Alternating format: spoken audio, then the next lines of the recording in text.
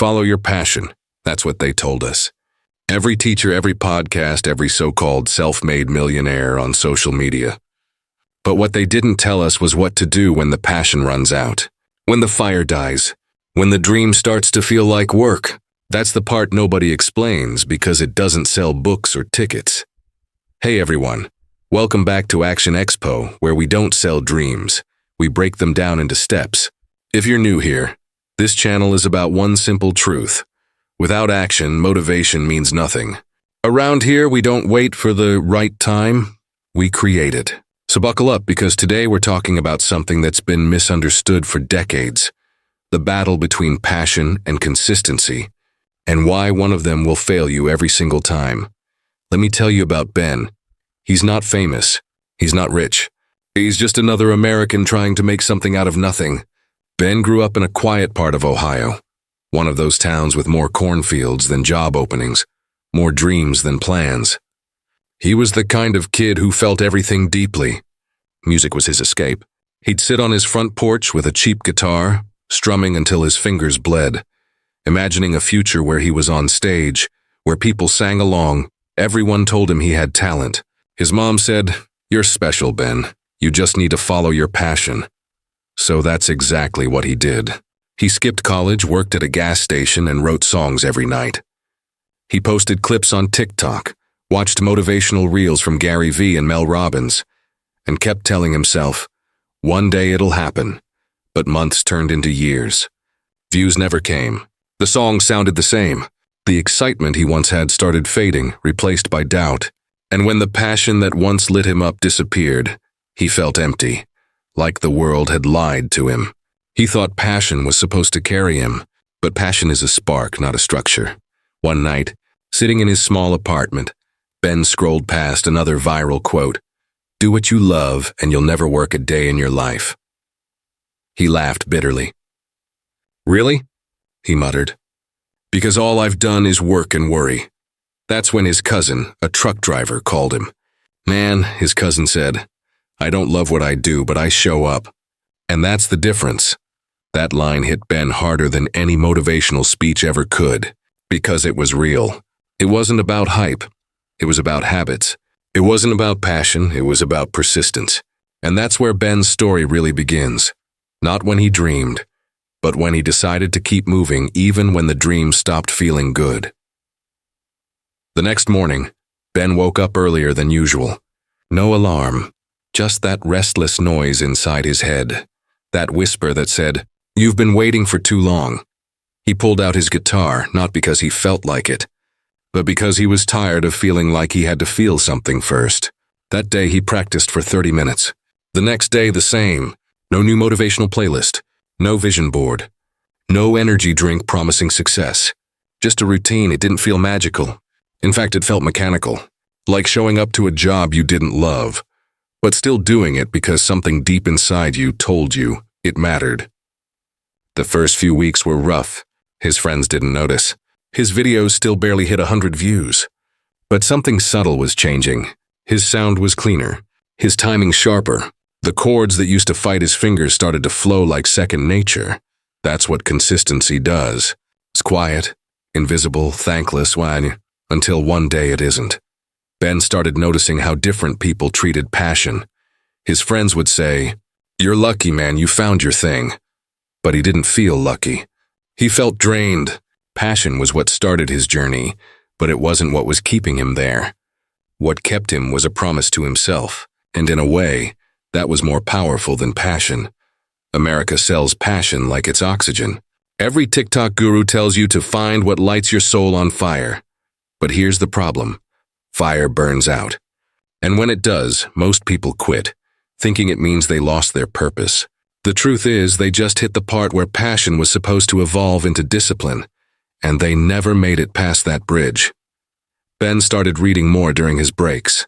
He came across a line from Napoleon Hill that said, "The starting point of all achievement is desire." It sounded nice, but it felt incomplete, because desire is easy. Everyone desires something. It's the follow-through that breaks people. And that's when he realized, most of America is trapped in the desire phase. We love to talk about goals, visualize dreams, post quotes, But talk doesn't pay rent. Dreams don't change your situation. Work does. And so, day by day, Ben turned his passion into a process. He'd clock out from his shift, grab his guitar, and practice no matter how bad the day was. It wasn't about motivation anymore. It was about momentum. And momentum, unlike passion, doesn't care about feelings. It only cares about effort. After 3 months, something unexpected happened. He didn't feel drained anymore. He felt steady. The noise in his head was quieter. The world around him didn't change. Same job, same apartment, same tired nights. But he changed. He wasn't chasing a dream anymore. He was building one piece by piece. That's when he finally understood. Passion is the illusion of progress. Consistency is the reality of it. A few months later, the world hit Ben again. Hard, his car broke down. The rent went up. His hours at the gas station got cut. And to top it off, his latest song, the one he'd spent weeks perfecting, barely cracked 50 plays online. 50. That's not even enough to fill a small coffee shop. That night, sitting on the edge of his bed, Ben stared at his guitar. It used to make him feel alive. Now it just sat there, a piece of wood and strings mocking his effort. He thought about quitting. For the first time in years, he thought maybe everyone else was right. Maybe chasing what you love is a waste of time. But then he remembered something his cousin once said during that late-night call. You don't need to love it every day. You just need to keep doing it until you do again. So Ben picked up the guitar. His hands shook, his voice cracked, but he played. Not because he was inspired, because he refused to let his circumstances decide who he was becoming. That was the moment when his passion officially died, and his discipline took over. See, that's the part no one glamorizes in America's self-help culture. They show you the success montages, the big reveals, the applause at the end, but not the long, silent middle where nothing happens, where you're tired, broke, and invisible, where no one is clapping, no one is watching, and no one is cheering you on. That's where most people quit. That's where passion gives up, but consistency doesn't. In that silence, Ben started learning the truth behind every great story. Oprah didn't become Oprah because she loved every second of the grind. She became Oprah because she showed up when every door closed. Michael Jordan didn't become a legend because basketball was fun every day. He became one because he practiced harder the day after he failed. America loves to talk about overnight success, but no one wants to count the 10,000 quiet nights that led up to. Then as Ben kept showing up, something in him started to shift again. He began to notice the small wins, a better chord transition, a local open mic gig, a stranger commenting, "This song hits hard." Nothing major, but enough to remind him that motion creates motivation, not the other way around. He stopped looking at passion as a fuel. It became a side effect. The more consistent he was, the more excitement returned.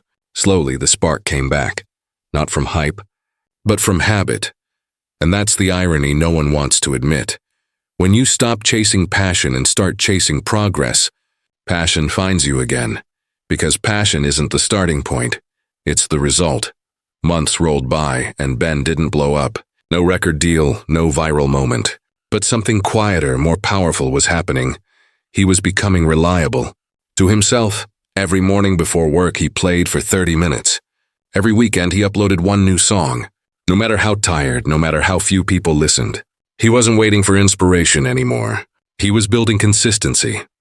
And one random Wednesday night, while scrolling through his inbox, Ben saw a message. A guy from Colorado had written, "Hey man, your song helped me through a rough week. Thanks for sharing."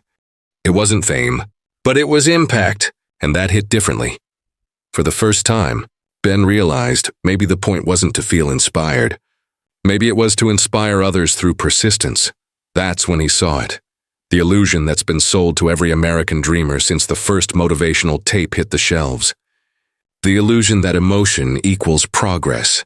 We've been told to chase the feeling, the hype, the energy, the goosebumps. Follow your passion, find your purpose while you do what lights you up. But feelings fade. Hype dies, passion burns out. That's why so many Americans start and stop, start and stop.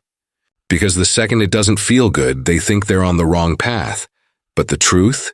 The right path will often feel boring. It'll feel repetitive, even pointless at times. Because growth doesn't feel like a movie montage. It feels like showing up when no one cares yet. Ben started to understand that the American dream isn't broken and it's just been mismarketed. People think the dream is about achieving something huge. But the real dream? It's about becoming someone who keeps going. He stopped comparing himself to influencers or speakers who made success look effortless. He stopped listening to people who said, "You have to love every second," because he finally knew. No one loves every second. Not even the so-called gurus. Tony Robbins once said, "It's not about your resources. It's about your resourcefulness." And Ben finally lived that truth, not by reading it, but by doing it. He became resourceful with his time, his energy, and his frustration. Instead of escaping struggle, he started using it. When he didn't feel motivated, he worked anyway. When no one listened, he improved anyway. That's when life started responding differently. A small podcast invited him to talk about his journey. A local bar offered him a regular slot. He wasn't rich. He wasn't famous, but he was seen. And that's the part no one talks about. You don't earn visibility by shouting louder. You earn it by staying longer. The American dream isn't about chasing the feeling of success. It's about building habits that make success inevitable. Ben sat one night on his porch, guitar resting against his knee, a cup of cold coffee beside him. The street was quiet, except for the occasional hum of cars in the distance. He just finished playing a new song, not for anyone, not for an audience, but for himself. And that's when it hit him. This was what freedom actually felt like. Not luxury, not applause, not validation, just peace earned through doing something real. Day after day, he thought about all those speeches he'd watched growing up, the ones by Tony Robbins, Mel Robbins, Gary Vee, Eric Thomas, all shouting, all promising that if you want it bad enough, you'll get it. But no one ever said what happens after the speech, after the clapping stops. After you wake up the next morning and the excitement's gone, no one talks about the silence. The real part of the journey. Ben realized that most motivational talk in America is built like fast food, quick, addictive, and designed to make you feel full for a moment, but empty a few hours later. They say dream big, but they don't tell you that dreaming too big, too early can crush you if you're not ready to carry the weight of that dream. They say visualize success, but not prepare for failure again and again until success finally notices you. They say believe in yourself, but not build yourself so that belief has proof. That's when Ben laughed quietly, because for years, he was chasing a dream someone else sold him. The real American dream, the one that built everything from small towns to skyscrapers, wasn't built by dreamers shouting affirmations into mirrors. It was built by quiet people who woke up early, worked through discomfort, and didn't stop when it got hard. It wasn't about manifesting. It was about managing. Managing your time, your frustration, your doubt. He looked around. His little porch, his old car, his modest life. To someone else it might look like failure, but to him, it was foundation, because now he knew. He wasn't just chasing comfort. He was building capacity, and maybe that's what the American dream was. Supposed to be all along, not a fantasy of endless success, but the freedom to earn your own version of it. That's the truth people avoid because it doesn't sound sexy. You can't sell wake up early and stay patient. You can't go viral saying you'll fail for years before you succeed, but that's the truth. That last Ben wasn't chasing fireworks anymore. He was building a furnace, something steady, consistent, and real. So when people now ask him, "What's your dream?" he smiles and says, "I stopped dreaming. I started building." That's what this whole message is about. The quiet war between illusion and action, between what you feel you're becoming and what you're actually doing about it. If you're still chasing motivation, remember this. Motivation fades. Execution stays. And if your dream depends on feeling good, it's already fragile. So today, stop trying to believe in yourself. Start proving yourself to yourself. Because belief without evidence is faith, but evidence without belief, that's progress. And progress, even slow, even quiet, is the real American dream.